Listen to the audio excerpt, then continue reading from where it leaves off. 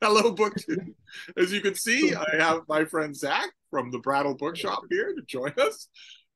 We're both chuckling because you start a Zoom call, you're not starting a Zoom call while you're recording. You start and do a little chit chat. And I think I broke ground speed records for how fast I shifted into Steve ranting. You really did. You really did. Almost Zach has no been dealing with prompting at Steve all. ranting for a long time. And All I the way you can tell how long he's been dealing with Steve is that take a look at him and realize that he is in fact 19 years old. And that's what it's been brutal. It's been it's been a long few years. But So, but actually today I think is my 17th anniversary at the Brattle. So oh I my. started working when I was 2. But I think I Goodness. started July in 2006. July 1st, Wow. 2006, if I recall. Now, before we move on, care to give that our usual thumbnail about the Brattle, just for people who are Oh, coming sure. It's 10 years from now? sure, sure. The Brattle Bookshop is an antiquarian bookshop in downtown Boston. One of the largest still in business brick and mortar shops in the country. We have 3 floors of books inside the shop, and as Steve will tell you about, probably daily or more than daily, an open air sale lot adjacent to the shop in which we have lined with bookcases, and we also have 30 or so carts of books that we wheel out every day and wheel back in at night with $5, $3, and $1 books. Yeah, we're one of the few places really in the world left that still sells a good stock of general used books and also rare and collectible books under the same roof or outside of the same roof. You as make well. a concession for much sought after new books, I've noticed. We do. There are now We little just blocks started. of Jane Austen Yes. or whatever. Well, one of the things that prompted that was the dearth of new bookstores in downtown Boston, because people would come in looking for a classic literary title, um, looking for Little Women, or looking for a Bronte novel, or looking for Frankenstein, um, and or Orwell, something like that, and titles like that we may or may not have a copy at any one time, but we also didn't have a good place to tell people to go to get them, Yeah. Oh no, it makes perfect which sense for you to just slice off which a seems little silly top money and buy a copy. for in print books. Yeah, so we have a small catalog of newly printed classics. It always wounds me just a little when you say that people come in for collectibles or for the bargain carts or for canonical stuff in new condition, but you never say people come in for me. People don't come in for me. Well, In fact, you're probably Steve, being diplomatic, right? People probably call the shop specifically to get schedules so they don't come in for me. But I'm no, not. I don't think I I could easily I picture can that rascal Drew calling ahead of time. I can honestly say that I know of no one who has specifically asked for a Steve free browsing time. I think that request would probably come from the staff first before it came from anybody else. Oh, you give yourself a harder time. If you're it's always nice to have you visit the shop. The yeah, that never sounds convincing. I swear. The propensity for the Brattle to give me crap on a daily basis. Well, no, but that you say that like it means we don't like. Even, I mean, there was a week when you weren't free and Ken subbed in for you and he couldn't resist. Yeah. He couldn't resist getting a few jabs in now and now. Well, I'll let the viewers decide why that is for themselves. Despite what you're seeing Zach throwing up and down that's a volleyball. No, it's baseball. It's a baseball. So you might be thinking that we're going to talk about one of Zach's favorite subjects. How is the Major League Baseball season going? It's actually going well, and the games are moving at a brisk pace, which is just delightful for me. Games are coming in 2 hours 15 minutes, 2 hours 30 minutes. Is Which that the is steroids? that is not the steroids. Oh. Thank you, Steve, for which they vigorously test nowadays. Um, for what it's worth. These are portly elderly gentlemen strolling around on the grass on a Sunday afternoon. Those are the managers, and it's confusing because they make them wear the same uniforms, which is just a hilarious relic. Didn't I read something on Twitter, so it must be right, about a move to abolish the league structure in baseball? Yeah, something like that. Well, there are no league-specific rules anymore. Both leagues play with a designated hitter for the pitcher spot in the lineup. And the schedule is such now that teams pretty much play a more or less balanced schedule between leagues. So the rest of the world that doesn't care about America, except our military bases and the stuff we put in their foods, could you explain to them? Well, so what are we talking about here? We're talking about two big league structures that umbrella the teams in them. Yes, the American and National Leagues, which were historically sort of separate businesses going back to the late 19th and early 20th centuries when each of them started.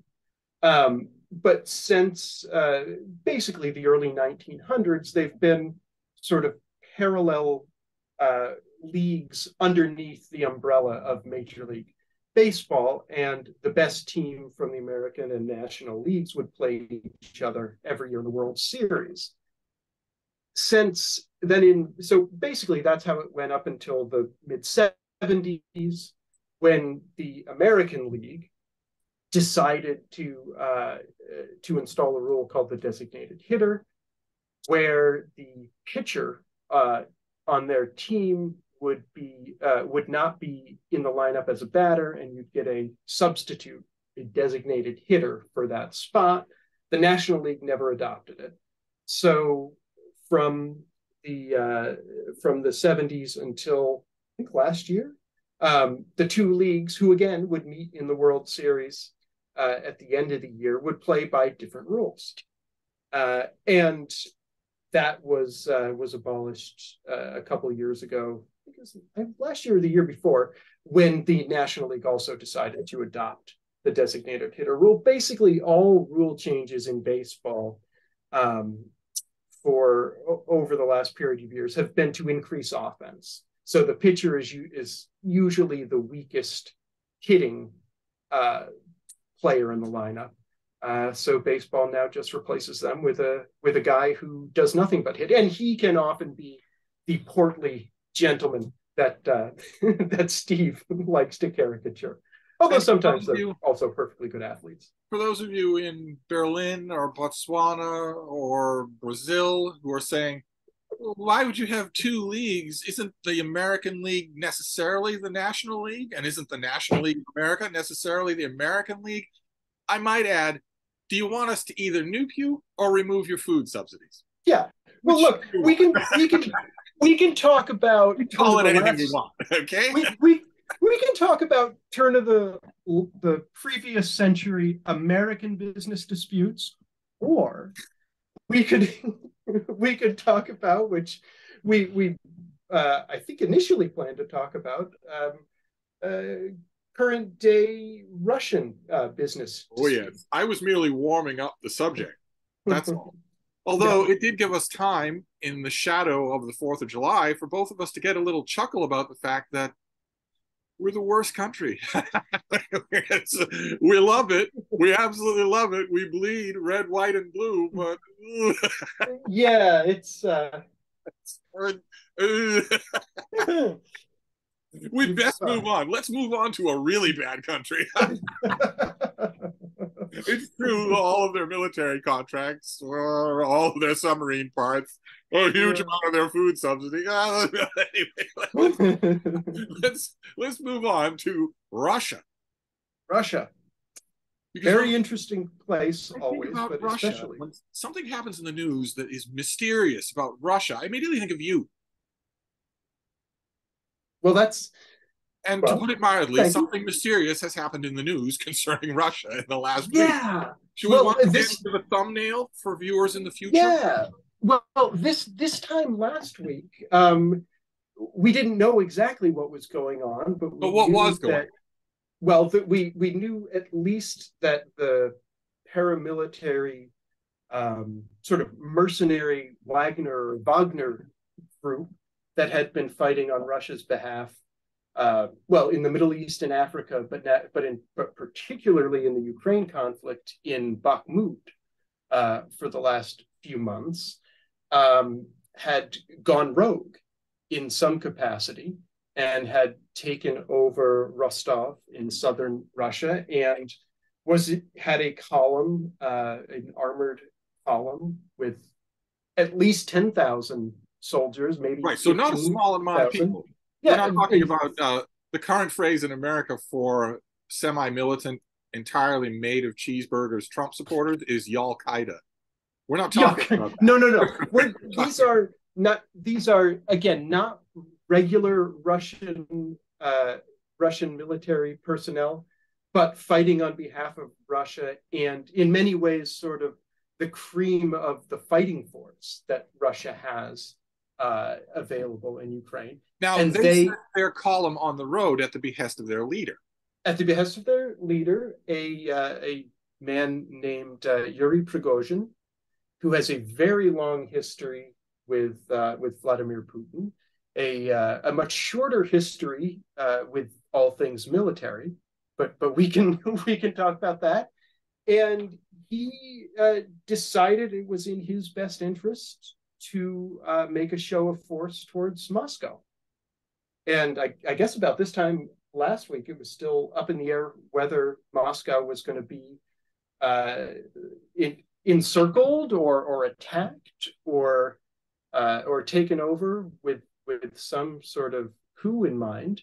It quickly became clear that was not going to happen, and Pregosian and Putin sort of made a deal that was brokered by Lukashenko, Belarus, to stop the rebellion and basically go back to status quo.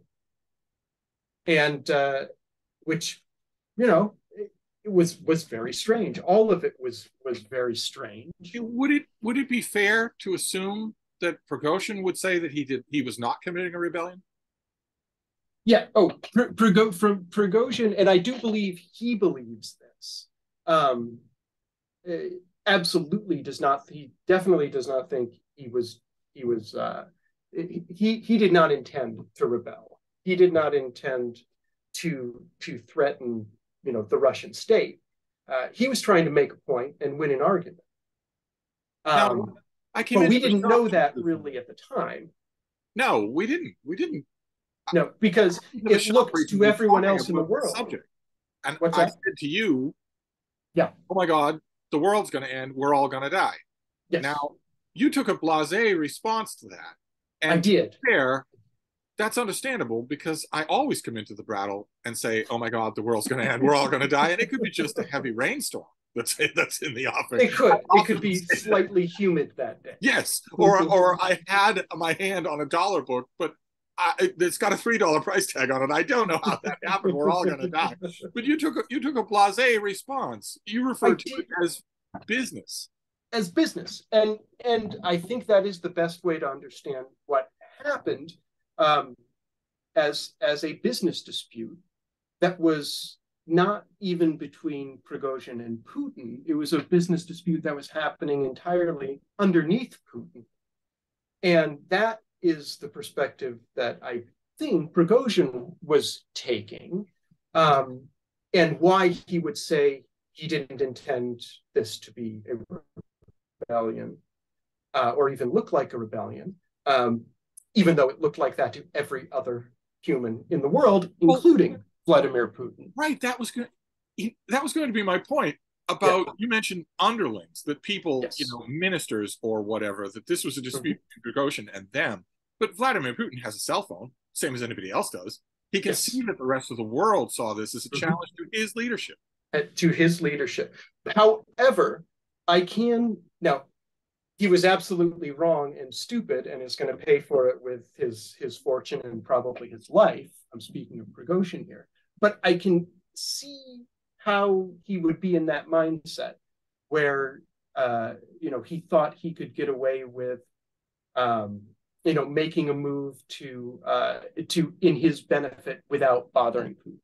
The reason I say that is because, well, one of the things you told me yesterday when you walked into the shop was you thought this was sort of act one in, I can't remember exactly how you put it, but act one in a drama that's going to lead to sort of the collapse of the Russian regime.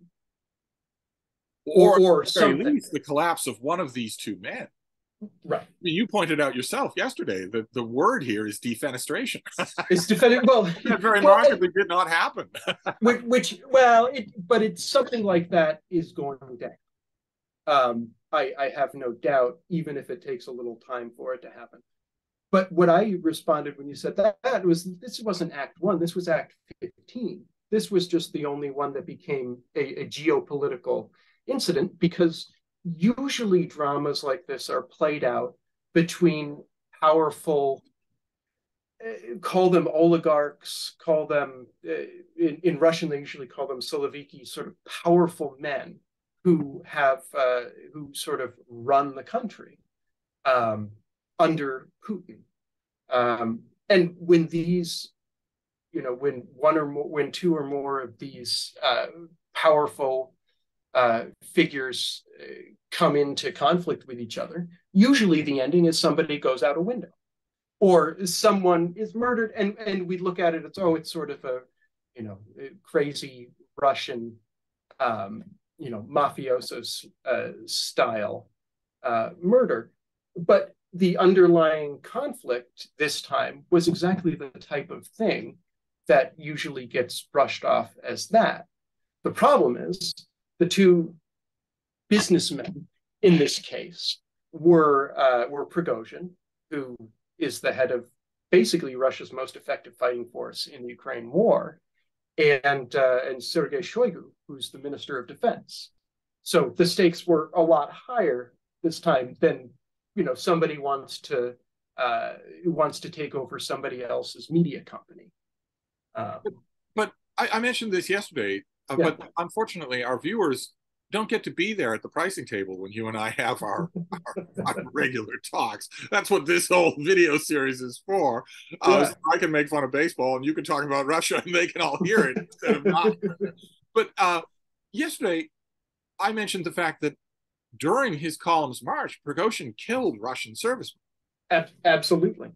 But again, and which is insane for him to do that and then think that he wasn't, directly attacking Putin's power as head of the state. Right. But I can understand, which is totally why it didn't work out for him, because it's insane to think that Putin wouldn't see that as a direct challenge. Right. It seems. But I can understand why he would be insane in that way. When I read that detail, I thought, okay, you're marching on a march of liberation or a march toward freedom or whatever you call it. You're marching towards Russia. But the minute you do that, the minute you see a plane go down at the hands of your own men, you either have to own the Kremlin or commit suicide. You've crossed the Rubicon. Literally, that's what it was. It was Julius Caesar, but that didn't happen. And it's possible that realization was starting to dawn on him as sort of as the column got closer to Moscow, as time went on. But again, I have to believe that his perspective was the whole time was, I'm going to assert my power, and he was communicating with the Ministry of Defense. Shoigu underneath Putin. And Putin would eventually back whichever of the strong men came out on top.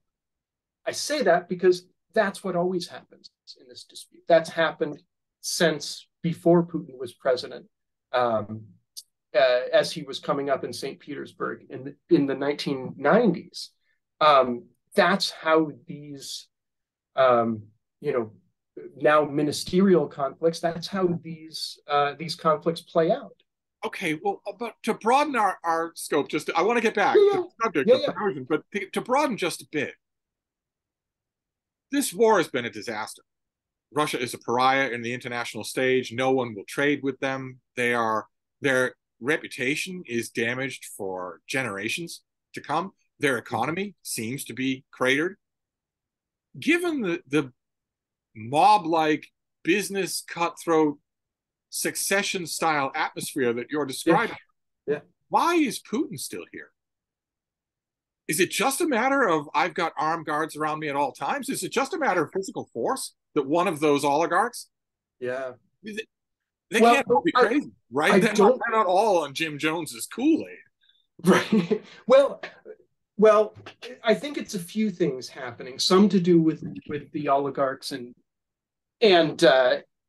sort of powerful interests in Russia, and some to do with the Russian people as a whole. And I don't think you can underestimate the power of state propaganda in this case. Eventually, that runs out when conditions get so bad and so obvious that, everyday Russians will start to say, or enough, I should say, everyday Russians will start to say, this isn't working. But you're not talking about 1917, right? The change, if it happens, will be that defense minister, what did you say, Mushu? Shoigu. The change will surely be that he gets close enough to Putin to kill him. Or one of the other, half dozen or 10 people like him who have their different portfolios. Yes, I think that's probably how it will happen. But so I think the part of why there hasn't been more political opposition to Putin, part of it is their very effective state media propaganda. Part of it is every single person who has power in Russia underneath Putin, which is to say every person who has power in Russia has it because of personal loyalty to Putin. And that's not an exaggeration. Wasn't that true of Pregosian? Absolutely. So when absolutely, but Putin, again, he was completely miscalculated this. But Pregosian, I believe, genuinely did not think he was being disloyal to Putin when he did this. I really do. It seems insane, but I really do believe that. It's the only explanation that makes sense to me. We can talk a little about, if you want to talk a little about Pregosian. We can. Did he go to Belarus alone, or did he take the Wagner group with him? Well, we don't know. What we do know at this point is we have unconfirmed reports from the Russian side and the Belarusian side that Pregosian is there. We haven't heard from Pregosian, so we don't have independent confirmation of that. We have independent confirmation that he's alive. No, not that I've seen from anyone other than official Russian sources or from Lukashenko, which is basically at this point an official Russian source. What was your comment yesterday? Belarus never works out well for anyone. Well, no, it's. I was worried at the moment you said that at the pricing table. I was worried that Belarusian might be in the shop. It was no one ever stops at Belarus. You either it's something you get on the way up or try to hold on to on the way down. In terms of geopolitical. But he had to have a massive command over his men to make them march on their own capital city. Well, they work for him. And one thing I should explain. There is pretty clear genesis of this conflict between the Ministry of Defense, Shoigu, and Prigozhin.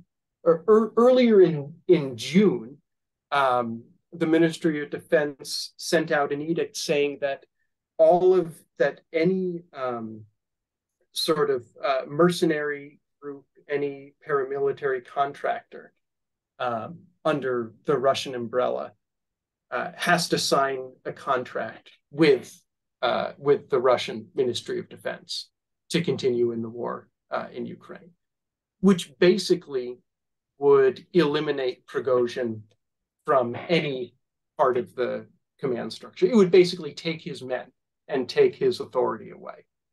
Are you saying that this Wagner group, thousands and thousands of heavily armed men, didn't have a contract?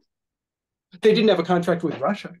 Prigozhin had a contract with Prigozhin and the Wagner group. Prigozhin had the contract with Russia. He was getting paid directly from the Kremlin and probably siphoning off as much as he possibly could and still put up a plausible military campaign. But when that edict came down again at the beginning of the month, that was basically Shoigu saying to Prigozhin, I'm taking this from you. You're not going to be paid directly anymore. Everything's going to come through the Ministry of Defense. You're not going to be able to skim however many millions and billions of rubles that you're doing. And more importantly, I'm taking away all your command authority over your men, over your business, because that's what Wagner is for Prigozhin. He's not a military. He's not a military person. He's basically a Putin fixer. He is somebody who came up with Putin in St. Petersburg and owes his position to personal loyalty to him. So basically, that is the source of the conflict. And that's why it seems Prigozhin wanted to, rebel. He wasn't rebelling against Putin, against Russia. He was rebelling against the Ministry of Defense, saying, you can't take, my men, my business, because I think that's really how he sees it. And this is what I'm going to do to get you to stop. So I have two separate columns of questions here. One is to get back to books. One is literary. Yeah. Can you ever see? Is it even possible that we could see a Russian history of all of this down the line? Oh, absolutely. We'll absolutely see a Russian history. The documents aren't destroyed. The documents exist. The documents are obtainable. There will probably be a dearth of documents, but I think there'll be enough source material to get a real history of this. I think there are enough people who follow this closely to really do a good job. But you mentioned that the one factor that shouldn't be discounted is the strength of state propaganda. Yes, absolutely. It's extremely effective in Russia. But don't lots and lots of Russian citizens have cell phones? Or are those blocked from seeing the rest of the world? That I don't know specifically. I'm sure there are certain limitations. But I should say plenty of Russians have a good sense of what's going on in their country, in the world. It's just possible not to if you live in Russia. A lot of several Russians who I know have left the country, are living elsewhere in Eastern Europe or have. It's impossible not to know, because if it were the way you're being told, Russian flags would be flying over certain buildings in Ukraine, and they aren't. They aren't. They aren't. Material victories that would be the only validation of this story haven't happened. Yeah, that's right. Well, okay, the second column of things, so that we don't run out of time, would be you yourself. Where do you see this going? When you think about it, Honest, where do you uh, think it will go? Let I me let me think, ask the biggest question first. Will yeah, Vladimir Putin still be in power in September? yeah, I think he will. I think he will. I think the war in Ukraine tragically will look a lot like it does now. Um, I think I think the Wagner Group, will exist in some capacity, still fighting in Ukraine. It won't be. I think Prigozhin's. I think it's probably curtains for him one way or another. Okay, so Whether if you're saying that you're certain that Putin will still be alive in September, you must be saying that Pregosian won't be. yeah, he'll either be, what the Soviet expression for this, when they would have someone killed in Moscow, they would say they were sentenced to 10 years without the right of correspondence. And that's all they would tell you know, these, these grieving families, that who didn't know if their, loved one was in a Siberian labor camp or if they were dead. Usually it was the latter. But that's what I expect Lukashenko to be. He may be alive somewhere, but he won't be, in terms of the workings of Russian politics or business. He won't be active anymore. I But wonder, he probably will be killed. would it be possible for us to adopt a variation of that? Sentence someone to 10 years without the benefit of social media? I wish. If, for instance, we had the nakedly felonious traitorous ex-official of the government, maybe we could sentence that person not only to a sentence, but also to no social media of any kind. That would be wonderful. Not looking so bad. No, it's. I think it would be. But It would be one of the best things our country had done in a while. apart from the Soviet sentencing Yeah, wording, yeah, I keep coming back to the fact that this guy led an armed column on a successful march. If it yeah. hadn't been for the dictator of Belarus, who knows how this would have come out? Who knows how far this would have gone? Would have gone all the way to the Kremlin's gates. It could have. It seems to me that in a situation like that, the person who led that column is doomed. Yes, I think it was revealing, though, that Putin hasn't said that publicly. In fact, his initial response was almost not conciliatory, because I don't think he has that. I don't think he has that. That in his rhetorical arsenal. Um, but he did not come out and name Prigozhin in in anything he said, really. Um, I think Putin really did feel weakened by this, and I think it might be a little while before he actually takes action I've heard, against any of the people who did. But that doesn't mean that he won't. But I do think he felt a real sense of vulnerability, maybe for the first time as president. So I think that is a real outcome here. I've But heard I don't think it's going to affect him being in power right now. commentators have said that, among other things, this might embolden other people to do similar things. I kept thinking, surely no one is in a position like Prigozhin was. Again, but it's possible.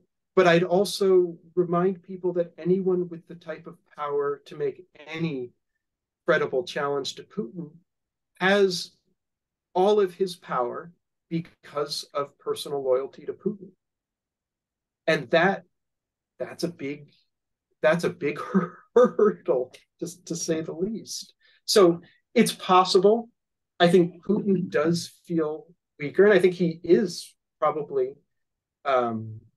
in a weaker position than he's ever been. But there still has to be someone or a group of someone's who decides to do something about it, and I don't know who those would be. So before we run out of time, because I would like Zoom meetings no longer to end in mid sentences. So many of them. But you mentioned earlier, Yeah, that the Wagner Group was probably one of the most effective fighting forces on the ground in Ukraine. I think yes, absolutely. They were the only.